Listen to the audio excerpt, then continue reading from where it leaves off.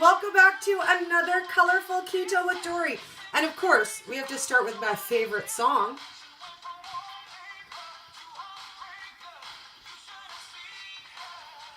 Woo! I love it. I'm kind of in a little bit of a dancey mood today, I can't lie. I think we should dance for a minute before we start questions.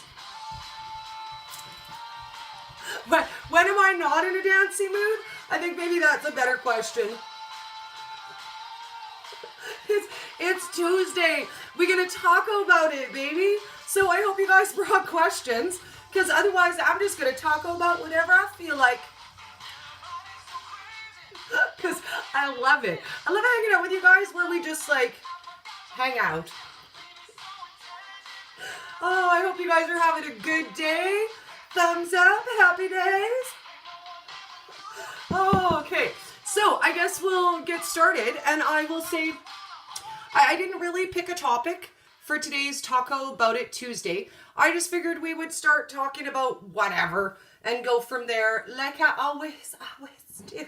So I just made a coffee and I figured we'll see. We'll see what you guys want to chit chat about today.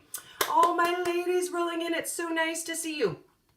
So let's see. Where should we start? What did I see that was interesting online in the last couple of days? Oh my goodness. I don't know if you guys saw or not. Peterson's is giving away lifetime sausage. What? Okay, so I shared that on my Instagram page. So if you guys are looking for that, I like me some sausage. And I don't think you should say that out loud on the internet. Just saying. I did it though. I just did it. Oh my goodness. Hello, darling. Queen Wave, darling. Queen Wave. So lovely to see you, my Kathy. My absolute lovely, lovely darling. So I'm curious what you guys want to talk about today. I've been thinking a lot about food recipes lately.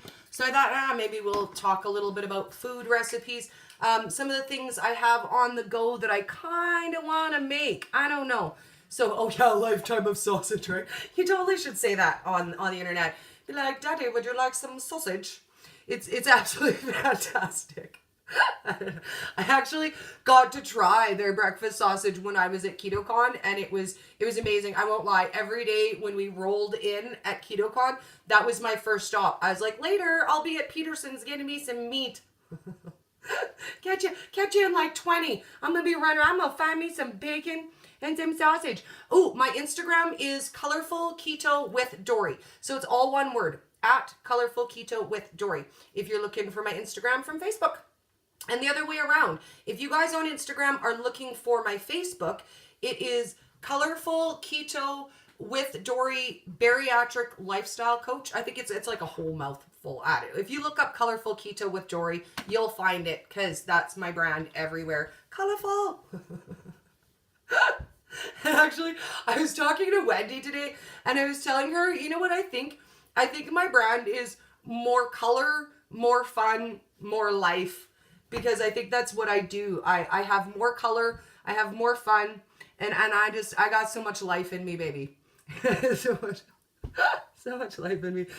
It is not cold in Canada today. Right now we're kind of in the middle of in between. We had a really bizarre heat wave last week, which I think it got up to like 37, 38 degrees, which would be like 99, 100 degrees in the States. And then it was cool and rainy. We got a little bit of hail and rain. And today it's sort of in between. Like it thinks it wants to be nice, but it's not sure about being nice. Yay. Okay. Oh, okay. Oh, I love you, Tracy. I love you. So Tracy just asked me the question that I have been dreading all morning, because I also did see that article. So Tracy saw an article this morning talking about how higher amounts of fat can possibly be not good for you. And I did see that article. I saw it. I won't lie. I was like, oh no, I read it. I read all the way through the article. I won't lie. I hit my messages and I messaged a few people that I know and that I trust. And I was like, okay, so what do you think about this? What's your take on it? And I have to say this. I will say I love this lady. I love her. I adore her. I adore her all day long. If you've been following her for quite a while, this is not really a new idea for her. This is something that she has put forth in several ways, several different mediums, and everybody has kind of their own take on it. Some people believe that you can get enough dietary fat through the foods that you eat. If you're eating really high fat, dense foods, that you can get enough food that way. Some people believe that you need to add fat to your food.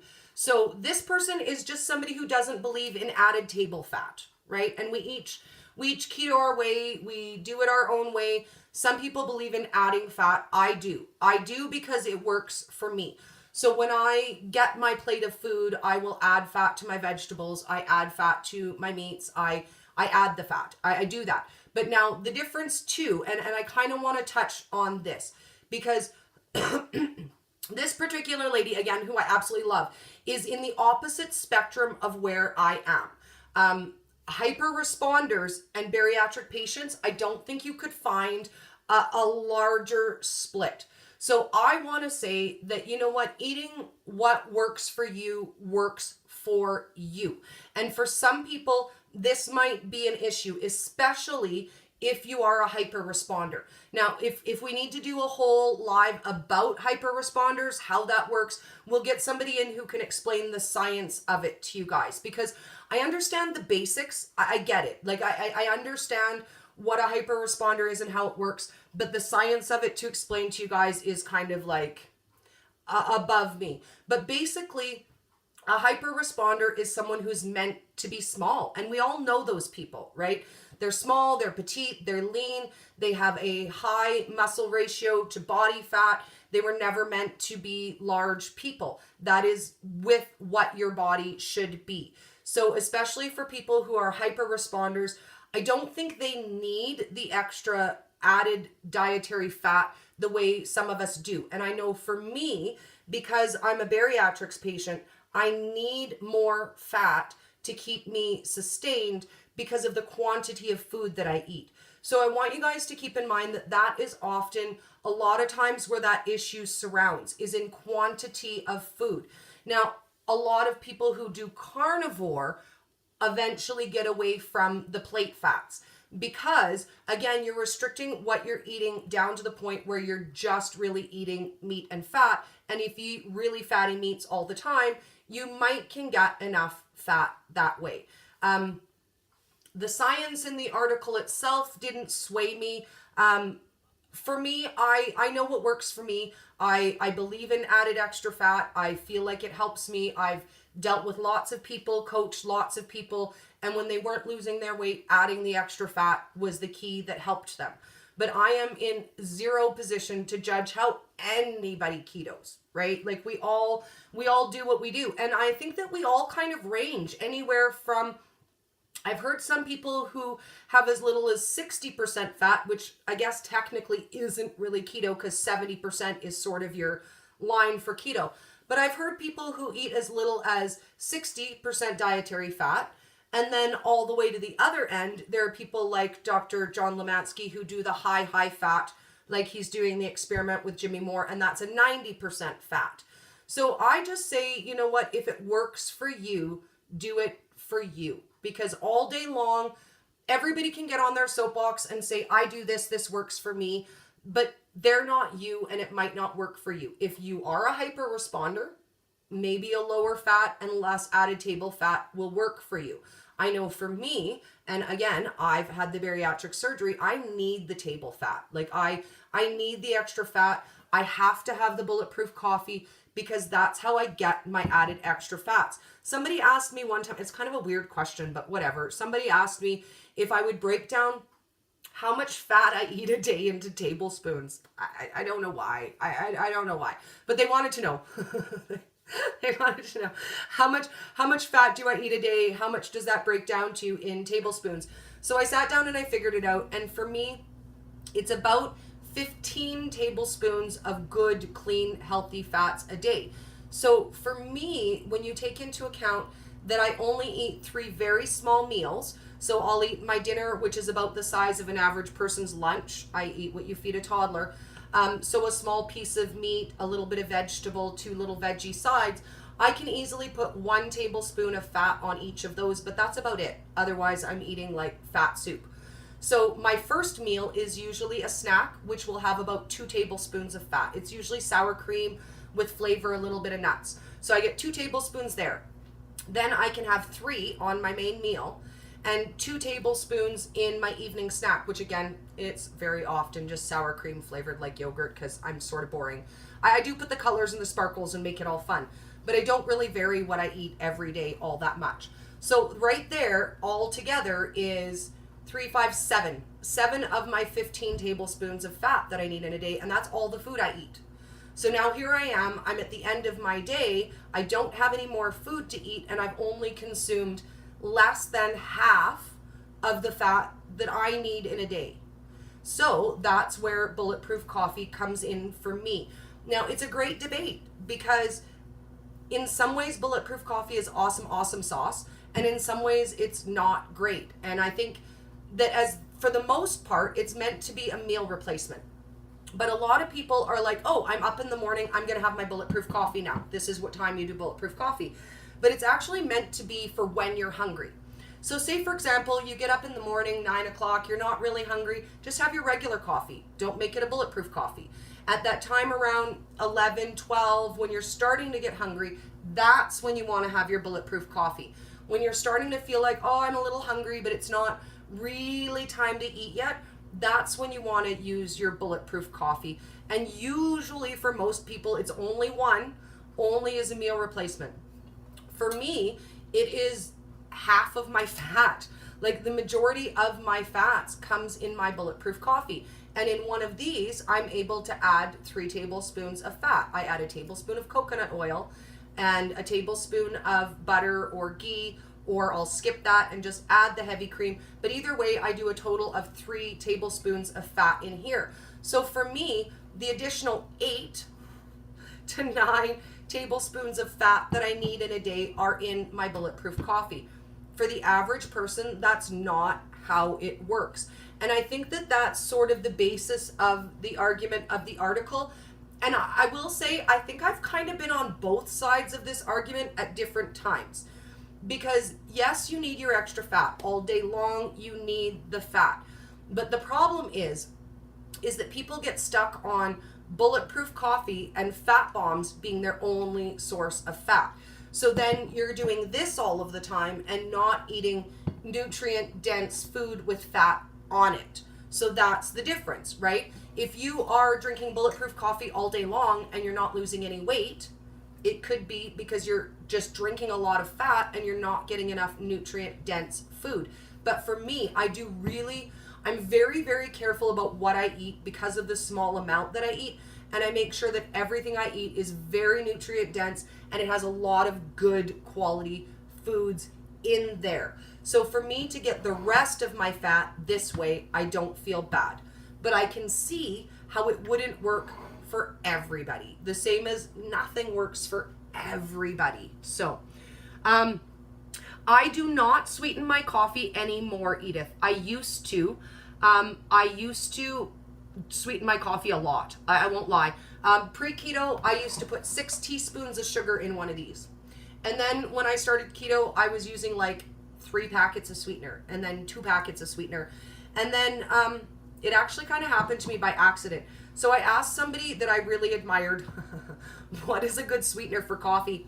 And she said, oh, xylitol. Xylitol is the bomb in coffee, Dori. You totally have to have xylitol in coffee. And I made one and it was not the bomb. And it was so gross that I, for the first time ever, threw out half of a Bulletproof coffee. And since that day, I cannot stand the taste of sweetness in my coffee. I'm more likely to add a little bit of salt to my coffee than sweetener. But if you are going to add sweetener to your coffees, you want to save that for your eating window if you're intermittent fasting, because any sweetener will break your fast. So if you want to fast throughout the day, save your sweeteners for the evening when you're having, dessert. If you're having an evening coffee as a nightcap to dinner, you want to save your sweeteners for then if you want them. Ideally, we're better off to eliminate them, but who am I to say? I love sweet things. I'm not going to tell you go without sweeteners. Somebody will kick me. And I bruise like a peach, just saying. I bruise like a peach, I bruise like a peach. So I'm just scrolling on Facebook here to see what other questions we have, because I see a couple. Oh, I love you too, Tracy. You're so awesome. I absolutely love you. Oh, well, and it's kind of a sweater. That's what the question was, if it was hot, if it was cold here. It's kind of a sweater, but it's not really. Like, it's super thin. It's see-through. It unlaces all the way down the back. And underneath, I'm just wearing like an actual lace tank top underneath it. So I know it looks sweatery and weird, but it's actually really kind of a cool shirt. Because it's all off the shoulders and all open and all of that. But yeah, we don't get the humidity. Here it's dry. It's dry here. In Alberta, we get like the dry heat. I almost died in Texas with humidity. I'm just saying, like, I actually almost died, people. It was pretty brutal. It was really hard for me to be cheery for you guys and be in a good mood all weekend, just saying. Just saying. Add sweetener, okay. Yeah, and you know what? I think that was kind of the basis of the article. Not that bulletproof coffees are bad, but abusing bulletproof coffees is bad.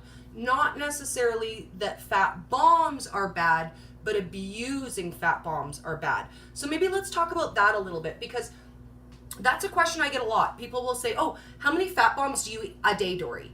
How many fat bombs do you eat a day? Well, the answer to that would be 0. I don't eat fat bombs every day. I eat them once in a blue moon. I make them as a treat, you know, if my family's having a movie night or somebody brings over a bunch of chocolate, I'll whip up a quick batch of, you know, fat bomb something or other.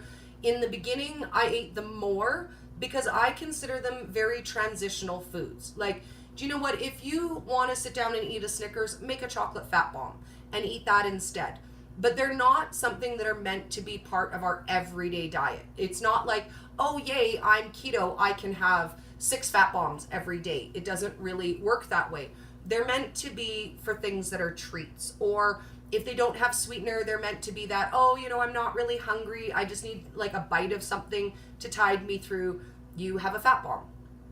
But I think that the idea of what a fat bomb is, what a bulletproof coffee is, has blown up, because originally they're buzzwords, right? They're the first words you hear when you start keto. I can't tell you how many times I have seen in groups or people have messaged me and said, oh, Dori, I just don't like bulletproof coffee. I just don't know if I can keto. I just can't love it.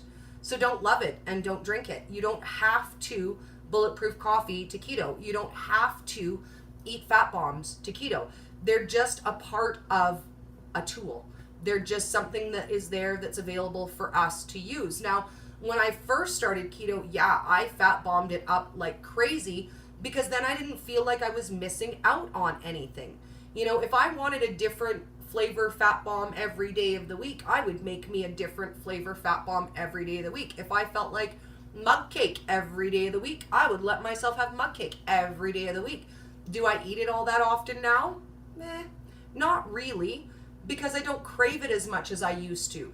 But I also don't miss those foods as much as I used to either. So some of those things we do more in the beginning. Or for example, when we talk with Nancy, Keto for Real Life People, she talks a lot about making sure you're getting your nutrient dense food. I think that bulletproof coffee is her least favorite word in the world. And it's funny because her and I, again, are on opposite ends of that. Like, Nancy's like, oh my God, bulletproof coffee is the devil. Every time somebody messages me that they're not losing weight, and sure enough, what do they do? And they're having their bulletproof coffee. Having bulletproof coffee. What do they do? And having 2 bulletproof coffees. And she's like, bulletproof coffee. But for me, I'm on the total opposite end of that. And bulletproof coffee is more than a tool for me. It's kind of a necessity. But again, that's based on how much I'm able to eat. If I could eat a regular sized portion, then I, like everyone else, would have 1 bulletproof coffee a day when I was starting to feel peckish in the afternoon. But for me, it's different because I'm limited to how much I can actually eat. So I don't limit my amount based on I'm trying to lose weight. My food is limited just on what I can physically eat. So that is all that. Oh, yay. Yeah, I love bulletproof coffee. I really do. Like, honestly, when I first started, the idea of bulletproof coffee totally turned me off. I was completely grossed out by bulletproof coffee. I almost didn't keto based on bulletproof coffee. But since I tried it, it is really the bomb. Like, actually the bomb. And I have a lot of signature bulletproof coffee recipes because I love to make them fun. So I've got my unicorn white chocolate bulletproof coffee. There is a dairy-free version of that as well on my YouTube. I just really love bulletproof coffees. I think I'm actually going to make another one coming up for fall. I think we're going to start doing our seasonal fall coffees. So look forward to those, guys. I think we're going to have some fun. I'm seeing maple, I'm seeing bacon, I'm seeing pumpkin, I'm seeing nice, fresh, light fall flavors. Maybe something with some cinnamon and nutmeg. I don't know. I'm feeling the fall. I love the fall. It's my favorite season. Oh, yay. Kristen bought some ghee. Kristen bought some ghee. I'm so excited. I love ghee. Ghee is absolutely the bomb. I had no idea it was worth buying, to be honest with you. Everybody kept saying, oh, ghee is clarified butter, clarified butter. And I was like, well, but I already buy butter. Why do I need clarified butter? But what I didn't know is clarified means they take out the dairy. So if you're dairy free, get you some ghee. Oh my God. Oh my God, tagline. If you're dairy free, get you some ghee. Oh my goodness. I love that. Market that, Dori. Put that on a t-shirt. I'm hilarious. I'm just gonna, not everybody agrees with that assessment, but I'm just gonna go out there and say I am. I'm hilarious, yo. You don't know. Well, and you know what? Nanette says that she thinks it's better, if you're craving, just to have a bite of butter. And you know what? That's an option too. You can totally just grab a bite of butter. I've done it before, I won't lie. It's not as classy as it sounds. Totally sounds classy, right? Like eating butter off a spoon. But you can do it. You can do it. I make the fat bombs that I make don't even have any sweetener in them. I should actually tell you guys about that. Just so you guys can see. I'll show you the picture. Let me find you the picture. Now, when I make fat bombs, my favorite fat bomb is only 3 ingredients. So it's creamed coconut, coconut cream, and coconut oil. And you take those 3 things and you blend them all together. Oh, it's shutting down. Why does phone not love me? It says 0. I forgot to leave it plugged in. So anyways, I take those 3 things, I blend them up, I add some food coloring, and I add a flavor of my choice, but I do not add any sweetener. So if you guys go take a look on my page, at Easter time, I posted some. At Valentine's Day, I posted some.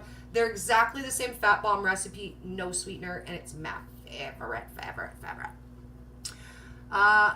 Okay, yeah, let's see. We got a couple on Facebook. Lori says she had to stop. She does better with eggs and bacon and sausage with cream cheese, but she used to love bulletproof coffee, but it makes her sick now. And that's it, guys. Like, if it doesn't work for you, don't drink it. You don't have to. We're not going to kick you out of the keto club for not liking bulletproof coffee, I promise. And if somebody says they're kicking you out for not liking bulletproof coffee, you tell them I said no. They're not allowed to kick you out because you don't have to love it. The same as that's like saying, do you know what? I had somebody message me one day and said, you know what, Dori, I don't think I can keto. I don't like bacon. And I was like, okay, well, right now I'm trying to judge you about not liking bacon. I'm not judgy, so go ahead and don't like bacon. Just be wrong all you want. But they were like, I don't think I can do keto because I don't like bacon. And I was like, so do you eat other meat? Well, yeah. Do you eat vegetables? Yeah. So you think that keto is only bacon? If you don't like bacon, you can't keto? And that was, so just bear in mind, if you don't like it, if it doesn't work for you, don't do it. Don't do it. There ain't nobody out there making you eat any way that they want, making you do anything that you want. At the end of the day, we get all of this information thrown at us, and there is so much. And guys, buckle in, because as keto grows, there's going to be more. Like, people are going to be throwing information at you all day, every day. And at the end of the day, it's our job to take that information in, look at it, and say, you know what? That feels true to me. That resonates with me. I believe that. Or to say, you know what? I just don't feel like that is right for me. It might be right for you, and that's good for you. I love you. I support you. If that's good for you, you feel good. But you know what? At the end of the day, it's our job to say, this is good for me. This is right for me. This works for me. And we do have to remember, don't let anybody peer pressure you. Don't ever let anybody peer pressure you. Because you know what? Lots of people are going to want to do a lot of things that you don't want to do. Like this month, everybody's jumping on the carnivore train. You know, Dr. Ken Berry is doing his carnivore challenge, and I love him. I do weekly Q&As with him, and he asked me, would I join the challenge? Would I like to do carnivore for the month? And I already know. I know I carnivored for 3 days at KetoCon, and it wasn't good for me. So you know what? I had to look at him and say, I love you, dude. I support you from the veggie side. Like, whatever I can do for you, dude, I love you. I'm in there. I'll post it in my group. People can follow up. I'll even make up some carnivore recipes for you. But for me, I know that's a no-go. I'm not going to make myself sick because I want to try the newest fad, or I want to support my friends who are doing a challenge. I have to do what works for me and what I know is good for me. It doesn't mean that I don't support you guys who are trying a carnivore challenge. It doesn't mean that I don't support people who eat in a carnivore fashion and it works for them. If it works for you all day long, do it. Do it. Like, if you are eating healthy, if you are having a good time, you are not eating Snickers and Cheetos, we won all day, unless they're keto. There is keto Cheetos. Did you guys know that? Question mark, question mark. Did you guys know that keto Cheetos exist? I think we're going to have to make them one day. I saw a recipe for them, and I'm super excited to try Keto Cheetos. Keto Cheetos! I think we'll do white cheddar keto Cheetos. What do you guys think? I think keto Cheetos would be a blast. So much fun. Okay, so let's see what else we have for questions. We got a couple more here, too. Yeah, Nanette says, you know what? She was trying all the yummy stuff in the beginning, too, and she feels like maybe that's what was stalling her weight. But you know what? I say, Nanette, don't feel bad about that. Because you know what? You might not have lost as much weight. But the truth is, you're losing, girl. You are going in the right direction. This is not a sprint. This is a long lifestyle jog. We're casually walking, baby. We are taking a stroll through the park. So you know what? It doesn't matter. You did good. You gave up shitty foods and you ate keto versions of treaty foods. You did good. Don't feel bad. You did amazing, amazing, amazing. Ooh, hello, Steve.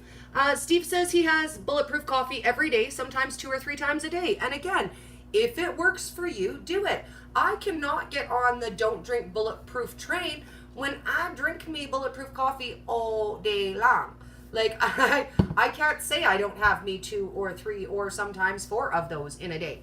But again, I'm restricted on what I can eat, and I bear in mind my calories. I don't eat a lot. So, and you know what? A lot of people never even drank coffee before keto. Steve is saying that he never even drank coffee before keto, and it's beautiful. It is. Like, it's a really good way to get your fats without any protein, without a whole bunch of carbs. And I recommend bulletproof coffee. I have since the beginning, and that's not going to change. I love bulletproof coffees. I absolutely love them for me. If they don't work for you, and they don't work for you, and I don't hate you. I don't hate you at all. Oh, Trace, you need to try ghee. Ghee. It's so good. It's so good. Oh my God. It's so good. I use ghee on anything that I would use for butter. So anything that you would sub out for butter, you can use your ghee in that instead. Okay, so what's the difference between creamed coconut cream? Oh, that's the best question ever. Okay, so this is coconut cream, which is technically canned coconut milk, but you want the really thick stuff, okay? Now, creamed coconut is like coconut manna. If you've ever seen the coconut manna in the jar, I make mine, but my jar is empty. So right now, I'm just gonna be really impressive, and I'm gonna show you guys an empty jar. Oh, empty jar. But how you make your creamed coconut, I have a couple recipes on YouTube, how to make homemade creamed coconut. This is just shredded coconut and coconut oil. So you take your shredded coconut, you grind it up, you add your coconut oil to it, and it makes a coconut spread. So that is coconut manna or creamed coconut. So I take 1/3 of that, 1/3 of coconut oil, and this. So equal parts of these 3 things. So technically, they're really only still these three things. It's coconut, coconut oil, and cream coconut. That's it. And they stay nice in your fridge for up to 2 weeks. They've never lasted that long. I always give them away. When I do a batch, I usually do a half batch of them, but all day long, there ain't nothing bad in there for you, and there isn't even any sweeteners. So all day long, you can have those fat bombs. You don't have to stress out about those ones. Ooh, Carol's frying bacon. Say it again, darling. Bacon. I am cooking bacon for you, darling. I love bacon. Brenda says she put liquid stevia in her coffee yesterday and she found it made her super hungry. Lesson learned. And that is the lesson there.